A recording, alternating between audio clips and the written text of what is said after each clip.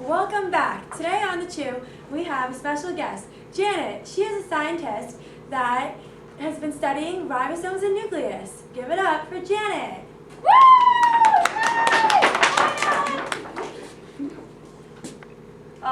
Good afternoon.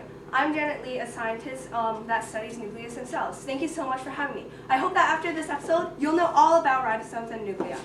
So in front of us, we have lettuce, chicken, olives, and so much more. I bet the audience is dying to know what we're going to make. Which topic should we start off with first? Nucleus, nucleus, nucleus! Nucleus it is! Okay, so to start off with, the nucleus contains all the genetic material in the cell, like DNA and RNA. So there's only one nucleus in each cell? Yes, indeed. There's only one nucleus in each cell, but there are three parts to a nucleus. The nuclear pores, the nuclear envelope, and the nucleolus. The nucleolus is inside the nucleus and makes up RNA and ribosomes. So what about the nuclear envelope and the nuclear pores? Well, the nuclear pores, they actually control what enters and leaves the cell.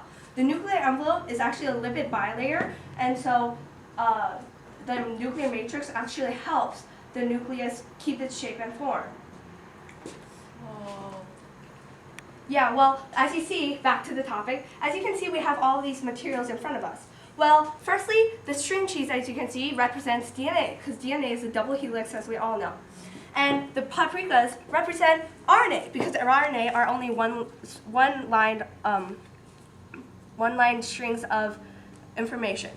And the chicken and olives represent ribosomes, and the croutons and the carrots represent other floating organelles in the nucleus, because we all know that the nucleus does not only contain ribosomes. Let's add them all together. Oh, and as I go along, please feel free to ask me any more questions. And the nucleus, of course, contains cytoplasm, just like a normal cell does. So we will use the lettuce to represent the cytoplasm within the nucleus. The olives are circular because ribosomes contain protein, giving them a circular shape. So a ribosome is just like one sphere? Yes and no. Let me clarify. Ribosomes are two parts, but in total they are circular. Okay, so now that we put this together, let's put in the Add the dressing. The dressing represents a protective layer known as the bilipid membrane. This determines what passes inside and outside of the nucleus. Okay, so the nucleus is actually round instead of being semicircle, so we're going to actually put this on and mix it up. Do you want to help? Okay, let's mix this salad up. Are you guys excited? Yeah! Okay, so now let's have the audience have a taste on the nucleus.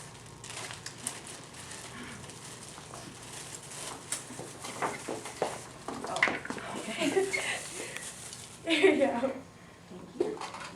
So, as we all know, this is a nucleus salad.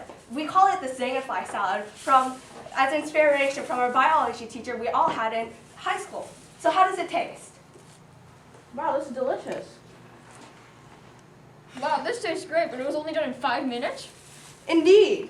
I'm glad you guys like it. Thank you. I loved it. Thank you for watching The Chew. We hope to see you next time. To find out more information about The Chew, visit www.abc.com/thechew. Thank you. See you next time. I hope you learned a lot about nuclei and ribosomes with our salad.